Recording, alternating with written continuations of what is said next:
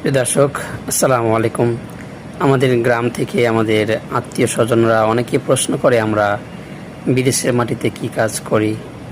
আজকে দেখাবো আপনাদেরকে আমরা বিদেশের মাটিতে কি কাজ করছি। দেখুন, এই যে আমাদের হাতে যে পাইপটা, এটা আমরা কেটে সমান করব। এটা সমান করে কিন্তু আমরা এটাকে অন্য একটা পাইপ কিংবা অন্য কোনো ফিটিংস কিন্তু এটার সাথে আমরা যুক্ত করব। আর এই পাইপগুলো দিয়ে কিন্তু আমাদের ঘর বাড়ির পানি টানি এগুলো কিন্তু আসা যাওয়া করে। যে ময়লা পানি রয়েছে, আবার আগুনের পানি, আগুন নিভানোর জন্য রুমের ভেতরে সব ধরনের পানি কিন্তু এই পাইপের মাধ্যমে বাহির হয় এবং যায়। এই যে দেখতে পাচ্ছেন যে পাইপটা আমরা লাগাচ্ছি, এটার ভিতরে একটা এলবো আমরা এখন ফিটিং করব। এটা হলো গিয়ে কাটার মেশিন। এটা দিয়েই আমরা পাইপ সমানভাবে কাটবো, সমানভাবে কেটে আমরা লাগাবো। এখন আমরা কাটারটার লাইন দিয়েছি, লাইন দেওয়ার পরে এখনই কিন্তু আমরা এটাকে চালু করে দিয়েছি। এই যে দেখতে পাচ্ছেন অলরেডি আমরা চালু করে দিয়েছি, এটা চলছে, এটা কিন্তু ঘুরছে আর একটু একটু করে কিন্তু কাটছে। দেখুন, একটু একটু করে কাটছে। আমরা ক্লোজ দিচ্ছি, ক্লোজ দিয়ে কিন্তু এগুলা আমরা কেটেছি। এটা অলরেডি কাটা হয়ে গিয়েছে। এখন আমরা এখানে একটা ফিটিংস ঢোকাবো। এই যে কাটা হয়ে গিয়েছে, আপনারা দেখতে পাচ্ছেন এটা হলো কি এলবো।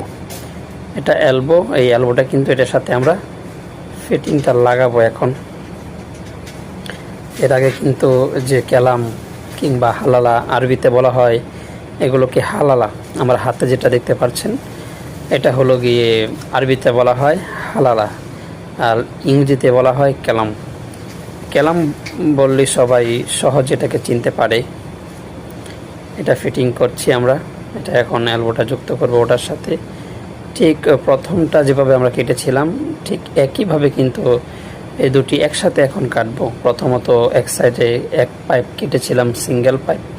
এখন আমরা দুটি সাইডে ডাবলভাবে কিন্তু সেই একই কাটারটা লাগিয়ে কিন্তু আমরা এখন এটা কাটিং করব। নাটগুলো টাইট দেওয়া হচ্ছে যেন পাইপটা একটু নাড়াচাড়া না করে। নাড়াচাড়া করলে কিন্তু পাইপ আঁকা বাঁকা হয়ে যেতে পারে।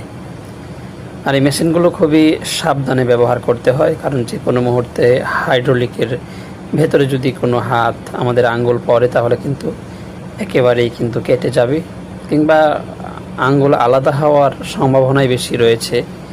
কিছুদিন আগেও কিন্তু আমাদের একজন ব্যক্তি আহত হয়েছে এভাবে, তার একটা আঙ্গুলই চলে গিয়েছিল। এই যে আবার এই এলবো এবং পাইপ